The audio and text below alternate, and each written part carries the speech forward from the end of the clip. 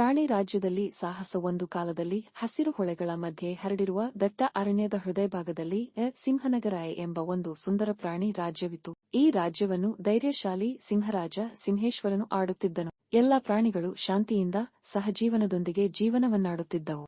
ಆದರೆ ಒಂದು ದಿನ ಅರಣ್ಯದ ಪಶ್ಚಿಮ ಭಾಗದಲ್ಲಿ ಭೀಕರ ಧ್ವನಿಗಳು ಕೇಳಿಬಂದವು. ಕೆಲವು ಗೂಢಚಿತ್ತ ಜೀವಿಗಳು ಅರಣ್ಯಕ್ಕೆ ಬಂದಿದ್ದವು. ಅವರು ಬೇಟೆಗಾರರು. ಅವರು ಬಿದ್ದು ಬಿದ್ದ ಬಲೆಗಳನ್ನು ಹಾಕುತ್ತಿದ್ದರೆ ಅರಣ್ಯದ ಪುಟ್ಟ ಪ್ರಾಣಿಗಳು ಎಡೆಬಿಡದೆ ನಾಪತ್ತೆಯಾಗತೊಡಗಿದವು. ಈ ಸುದ್ದಿ ಅರಸನ ಬಳಿಗೆ ತಲುಪಿತು. ಸಿಂಹೇಶ್ವರನು ತಕ್ಷಣವೇ ಸಭೆ ಕರೆದನು. ಆ ಸಭೆಯಲ್ಲಿ ಹುಲಿ ರಾಜು, ಗಜರಾಜ, ಆನೆ, ಮಡಿವಾಳ ಮೇಕೆ, ಮೂಡೊಂಟಿ, ಮರಜಾವು, ಕಿತ್ತಳೆ, ಕೋತಿ, ಹಕ್ಕಿಗಳ ರಾಜ ದಾರಿಚೀಟಿ ಮುಂತಾದವರು ಹಾಜರಿದ್ದರು. ನಮ್ಮ ರಾಜ್ಯದ ಶಾಂತಿ ಮತ್ತು ಸುರಕ್ಷತೆಗೆ ಇದು ದೊಡ್ಡ ಅಪಾಯ.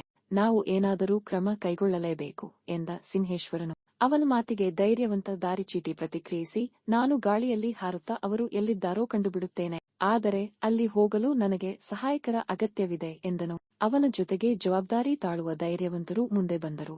ಮರಜಾವು ತನ್ನ ಚುರುಕಿನಿಂದ, ಕೋತಿ ತನ್ನ ಬುದ್ಧಿಯಿಂದ, ಮೇಕೆ ತನ್ನ ಹದಿನೆಯುಳ್ಳ ಕಲೆಯೊಂದಿಗೆ, ಗಂಧರ್ವ ಹಕ್ಕಿ ತನ್ನ ವೇಗದಿಂದ ಈ ಸಾಹಸ ಯಾತ್ರೆಗೆ ಸಿದ್ಧರಾದರು. ಇವರ ತಂಡವನ್ನು ಅರಣ್ಯದ ರಕ್ಷಕರು ಎಂದು ಹೆಸರಿಸಲಾಗಿತ್ತು. ಅವರ ಸಾಹಸ ಆರಂಭವಾಯಿತು. ದಾರಿಚೀಟಿ ಮೇಲ್ನೋಟ ನೀಡುತ್ತಿದ್ದನು. ಮರಜಾವು ಮರಗಳಿಂದ ಮರಗಳಿಗೆ ಜಿಗಿದು ಬಲೆಗಳನ್ನು ಸದುಪಯೋಗವಾಗಿ ಕತ್ತರಿಸುತ್ತಿದ್ದ. ಕೋತಿ ಬುದ್ಧಿಯಿಂದ ಬೇಟೆಗಾರರ ಸೆರೆಗೆ ಬಿದ್ದ ಪ್ರಾಣಿಗಳನ್ನು ಬಿಡಿಸುತ್ತಿದ್ದ. ಮೇಕೆ ತನ್ನ ಗಟ್ಟಿತನದಿಂದ ಬಲೆಗಳನ್ನು ತುಳಿದು ಮುರಿಯುತ್ತಿದ್ದಳು. ಒಂದು ದಿನ ಬೇಟೆಗಾರರು ಸಿಂಹನಗರ ಎದ ಹತ್ತಿರದ ಭಾಗದಲ್ಲಿ ದೊಡ್ಡ ಬಲೆ ಹಾಕಿದ್ದರು. ಬಲೆಗೆ ಸಿಕ್ಕಿದ್ದು ಕಂದನಾಗಿದ್ದ ಶಿಶು ಎಲಿ. ಎಲಿಯನ್ನು ನೋಡಿ ದಾರಿಚೀಟಿಗೆ ಕಣ್ಣೀರು ಬಂತು. ಇನ್ನೂ ಕೆಲ ನಿಮಿಷಗಳಲ್ಲಿ ಈ ಪುಟ್ಟ ಜೀವ ಹೋಗುತ್ತದೆ ಅಂದನು. ಮರಜಾವು ಸಿಕ್ಕಾಪಟ್ಟೆ ವೇಗದಿಂದ ಬಂದು ಬಲೆಯ ತುದಿಯನ್ನು ಕತ್ತರಿಸಿತು. ಕೋತಿ ಎಲಿಯನ್ನು ಎತ್ತಿಕೊಂಡು ಅರಣ್ಯದ ದಣಿದ ಪ್ರದೇಶಕ್ಕೆ ಕೊಂಡೊಯ್ದು ನೀರಿಟ್ಟು ಆರೈಕೆ ಮಾಡಿತು. ಎಲಿ ಬದುಕಿತು.